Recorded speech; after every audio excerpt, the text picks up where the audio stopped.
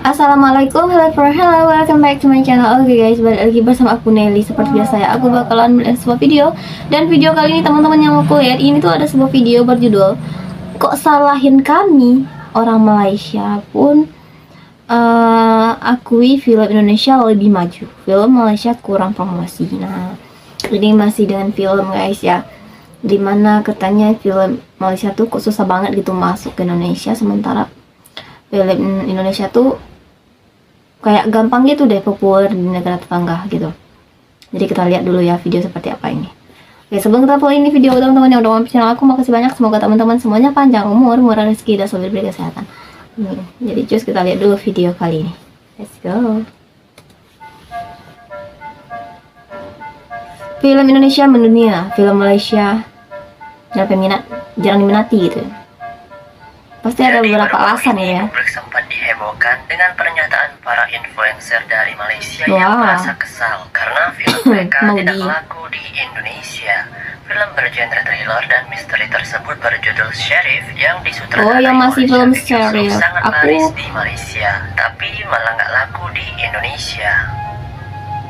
Gila, gue benar-benar speechless gak habis pikir sama dua influencer Malaysia ini. Karena narasi mereka itu loh ngeri banget. Jadi ya kalau yang laki-laki ini masih mending ya, masih agak baik. Kalau yang perempuan ini loh yang benar-benar kayak seakan-akan kita tuh nggak suka gitu sama orang Malaysia. Jadi mereka itu membahas hal yang sama dan narasinya tuh mirip. Intinya katanya film Malaysia itu nggak diterima sama masyarakat Indonesia karena nasionalisme. Padahal kita itu menonton kan Upin Ipin lah, Boboiboy. Jadi intinya kalau kita suka, mau dari Thailand aja kita nonton, misalnya mau dari Taiwan gitu. Bukan karena masalah nasionalisme, hiburan mah hiburan gitu kan. Yang agak gak enak nih cewek tuh bilang, katanya makanya kita tuh jangan terlalu welcome sama produk-produk Indonesia, sama produk luar negeri. Maksudnya nggak cuma Indonesia aja ya, terlebih Indonesia, karena lihat nih di Malaysia musik-musik Indonesia dipasang di mana-mana. Kita semua kenal artis-artis Indonesia. Coba lihat orang Indonesia, nggak ada yang kenal sama artis kita. Ya karena kalian semacam iri, jealous gitu ya. Kami suka, bukan karena kami nggak suka sama kalian. Itu Siti Nurhaliza berapa kali konser di Indonesia, welcome.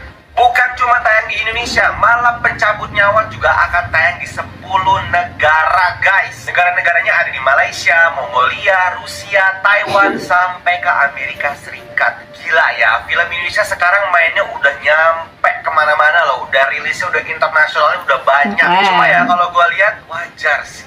Kalian bisa lihat dah trailer tuh kelihatan grande banget. Visual efek dan production desainnya dibuat niat banget. Trailer itu udah bikin kita penasaran gitu. Jadi jelas film ini pasti gak akan malu-maluin dan layak untuk tayang di 10 negara lain. Dan gue bangga sih sama prestasi yang dicapai sama film ini. Tapi kok bisa nyampe ke negara lain? Nah, setelah gue cari tahu, ternyata film Malam Pencabut Nyawa ini dibantuin masuk ke pasar global lewat Barunson INA, rumah produksi dan distributor dari Korsel, yang kemarin produksi film Parasite-nya Bong Joon-ho loh. Gimana? Semakin yakin dan bangga gak sih? Kalau kalian ngerasa gak berlebihan, lebay, coba deh kalian lihat video pembuatan set alam gaibnya Malam Pencabut Nyawa. Gue gak bohong, lihat videonya dan kalian bakal ikut bangga karena film Indo udah sampai di titik seniat itu. Wow, gila, Christopher Nolan tuh mau bikin film horor Indonesia. Jadi sutradara Oppenheimer ini itu secara tegas bilang kalau dia tuh mau panggil setan beneran di filmnya nanti. Dan dia tuh gak mau pakai CGI atau efek di garapan horor terbarunya ini.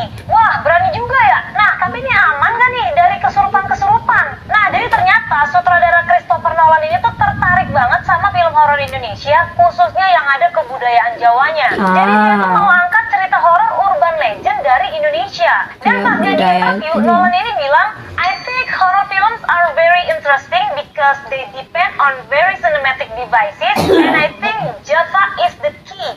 Java itu Nolan bilang Java is the key. Nah, ada yang bisa tebak nggak maksud si Nolan ini yang Java is the key? Nah, tapi kalau emang fix nih bakal bikin film horor Indonesia dan panggil setan beneran, kira-kira tempat syuting horornya tuh cocoknya di mana ya? Dan kira-kira siapa nih artis yang cocok untuk peranin film horor Christopher Nolan ini?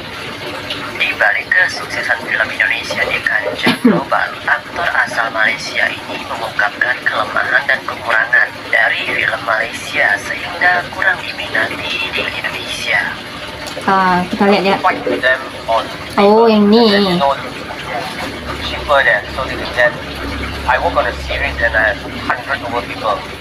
That's a series. In Malaysia, it's like 2 vans. There, it's like 100 orang lebih bekerja. Here, yes, they do pay pro, but compared to what I've experienced there, they do more. Really, really more. So, like for example, I told you, like before shoot, they already have a booklet or a entire file where every scene is storyboarded. Everyone knows this scene has how many shots, how many angles, and what is required. So there's no need for the Lebih menggunakan bahasa Inggris dia ya. director of photography or the directors to shout, tell people like, we need this, we need that. Recently there was a big launch of this series where they say that they work without a script and all that. And the OTT actually said that we are very proud to have someone working with us who can do all that. I would tell them that it's actually shameful for you to say that. You shouldn't say all this. You should hide the fact that you don't have a complete script.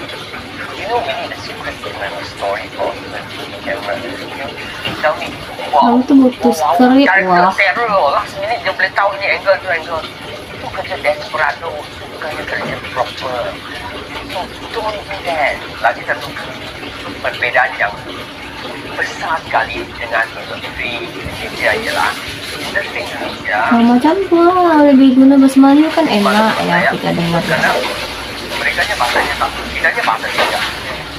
Kitanya ada 3 industri film. Indonesia, India, dan film lain yang dibahagi-bahagikan. The industry, we can move forward if they are less run. I hope that because they are not slowly outrun, we should have run for making the filmmakers go for education, making the DOP go for courses, making the scriptwriter go to wherever, go to Indonesia, retreat. Right, what's happening? Go to film festival, watch things, but not Apa yang terjadi ni? because you can see a lot of non-filmmakers.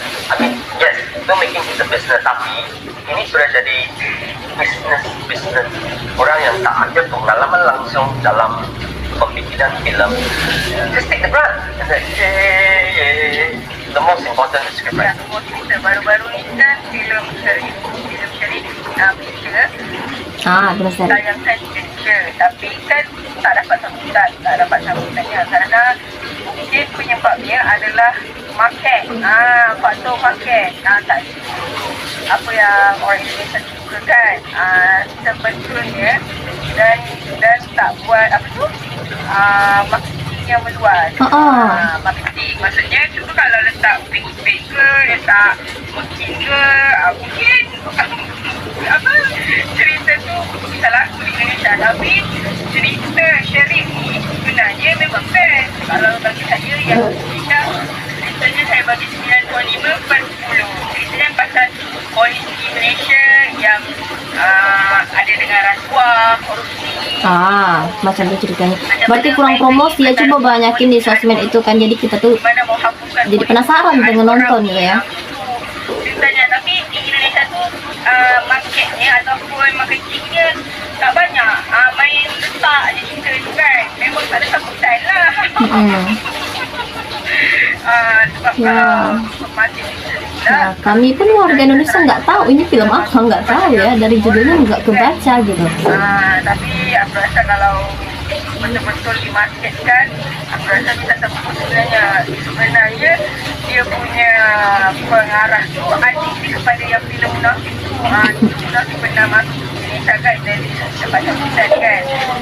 Kalau bagi aku cerita tu best, tapi dia nggak buat marketing yang bagus, jadinya memang nggak ada yang mau nonton lah cuy.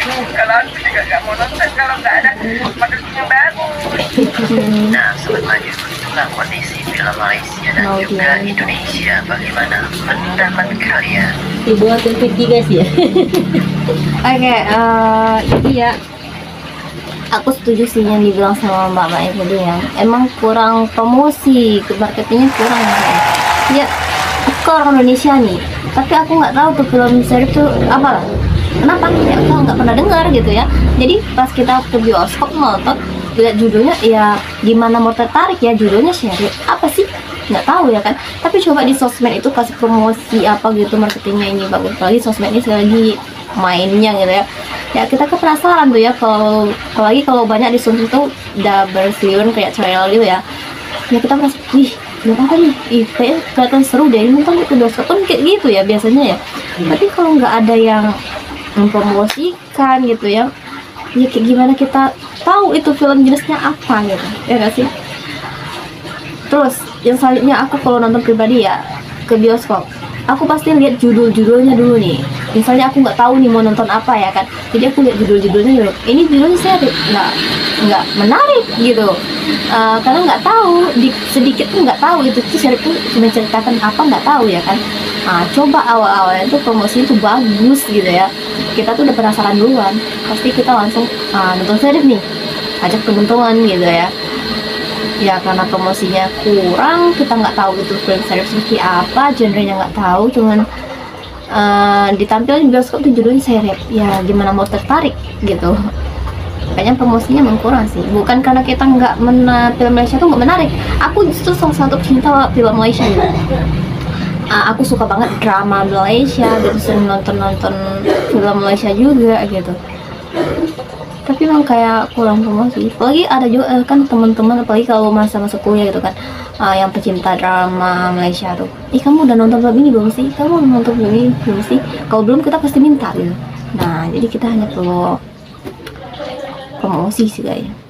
Kemarin drama Korea yang populer juga di Indonesia tuh, yang kemarin tuh ada drama yang berjudul apa namanya tuh, Melur untuk Firdaus. Itu kemarin banyak banget yang nonton di sini, populer juga di Indonesia. Itu kenapa? Ya karena ada yang menonton awalnya, jadi direkomendasi lah sama temen itu ya kan, jadi makin populer lah. Apalagi banyak seliwerannya juga kemarin di sosmed ya. Kalau Serif ini kayaknya emang nggak pernah nongol sih di sosmed aku. Nah teman-teman, mungkin kali ini kita cukupkan sekian dulu, kita bisa jumpa lagi di next video. Don't forget to like, comment, share, and subscribe, dan lupa loncengnya diaktifkan juga. Oke, terima kasih, see you, bye bye, assalamualaikum.